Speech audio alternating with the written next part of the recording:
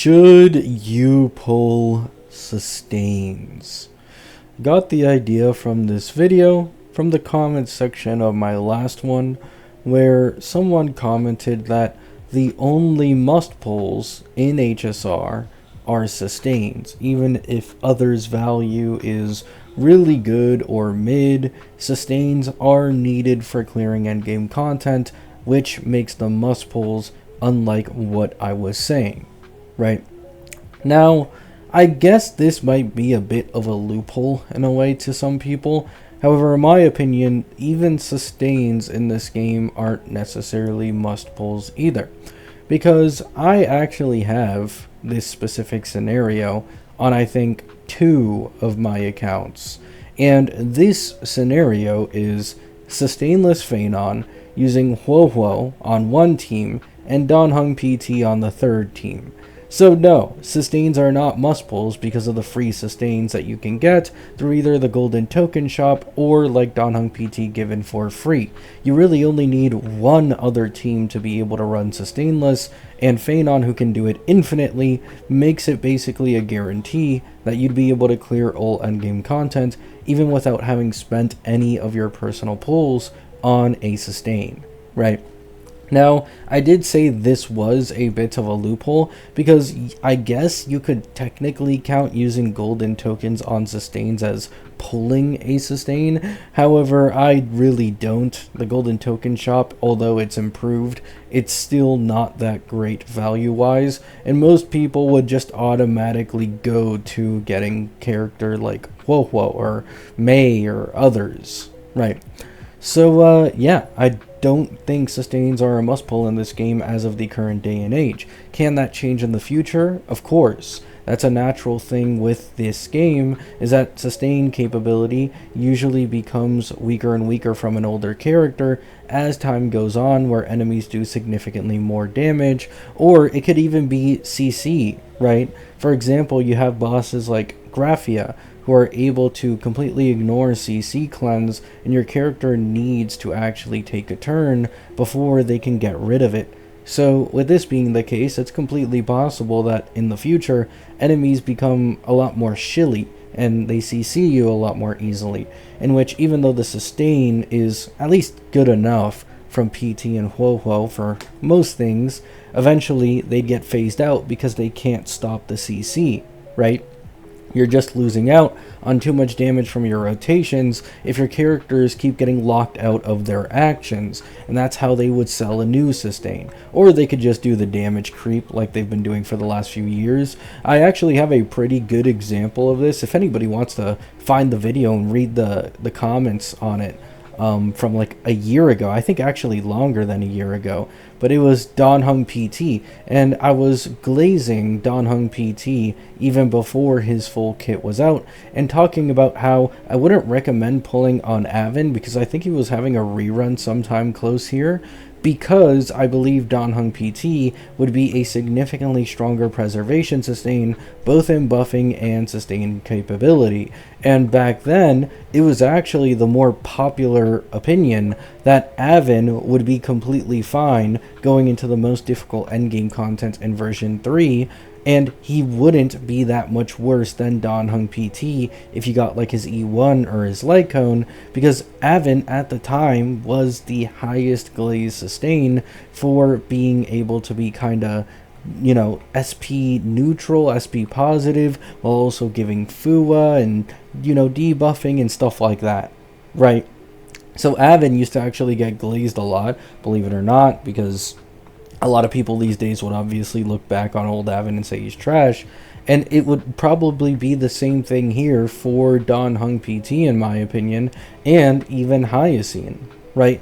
Now, the thing with Hyacine is her E1 does really help her sustain issues because it increases her team-wide max HP increase by 50%, and every time an ally attacks, there is a automatic like 6% max HP heal that is triggered. So with an E1 Hyacine, I imagine it's not as much of an issue as E0 Hyacine. However, still, you kinda get the point. This game is gonna have damage creep, it's gonna have enemies that start shitting on the older sustains in some way, and that's usually how they sell the newer ones.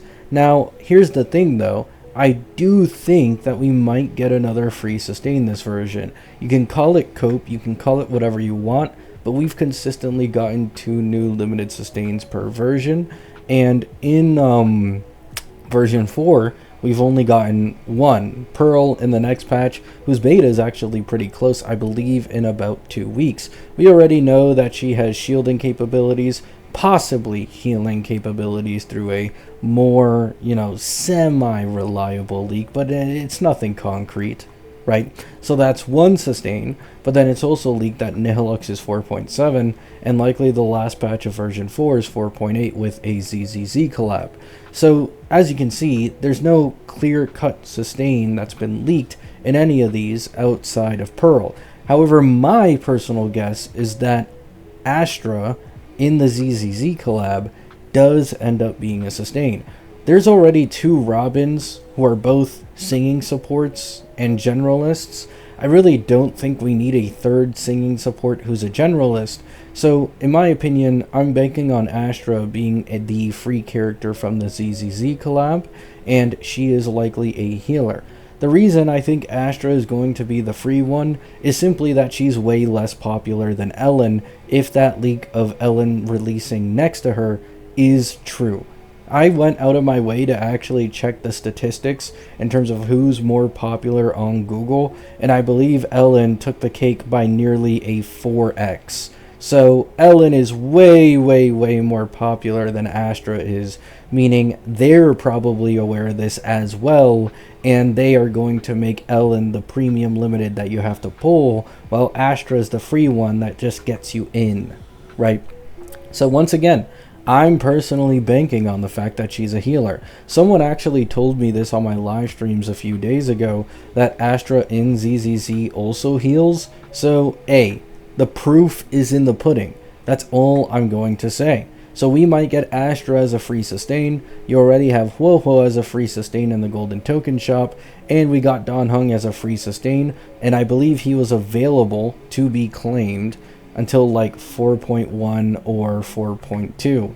So the majority of the game, or the game's player base, 100% owns him, and a lot of people are going to be able to get Huohuo, since this game gives 1 golden token at the beginning of, this game gives 1 golden token on anniversary and 1 golden token at the end of a planet, right? Or at the end of a storyline is actually more accurate, because technically we did just finish Plan Arcadia as a planet. However, the storyline is still continuing just on Astropolis now. So by the time we finish the Elation storyline, that is when we'll likely get a golden token, the same way we did with Cyrene's patch in 3.7. So let me know what you guys think down in the comments. Do you agree? Do you disagree? In my opinion, sustains aren't a must pull either. There's just so many ways to get, free ones, and so I just don't think it's really necessary. Of course, there's also the argument that I didn't really use that much, only on Phanon, because he can actually do infinite sustainless. Of any team that's strong enough can run sustainless, but I don't like considering sustainless as a completely normal thing unless it's high investment break or Phanon with Cyrene, right? Mainly because sustainless is just a bit unrealistic sometimes, right? Because it is technically possible, especially if you do the relic investment and the Eidolon investment and blah blah blah blah blah. The problem is having to depend on the reruns coming at the right time and having the pulls necessary and the luck in order to get all the vertical investment you need for this team to do sustainless 0 cycles across a lot of endgame content. You really got to keep in mind, this game has a pretty big variety of endgame content these days. There's Knights, Pure Fiction, APOC, and MOC. It is completely possible that one of these modes has some type of enemy lineup that isn't favorable towards sustainless, and so it makes it significantly more difficult for you to be able to achieve it. And then there's also the fact that sure, you could have pulled this new sustainless team and they're completely shredding, but but by the time they rerun 3-4 patches later, your Sustainless team is now struggling to clear as quick and is now struggling with survivability issues significantly more, and you're waiting for the reruns to reinvest into them. It's not that it's impossible, not at all what I'm saying, simply in my opinion it's too difficult to consider for the average player, who I imagine most probably watch these videos. Love you all, hope you have a great day, hope you have a great night, and peace out.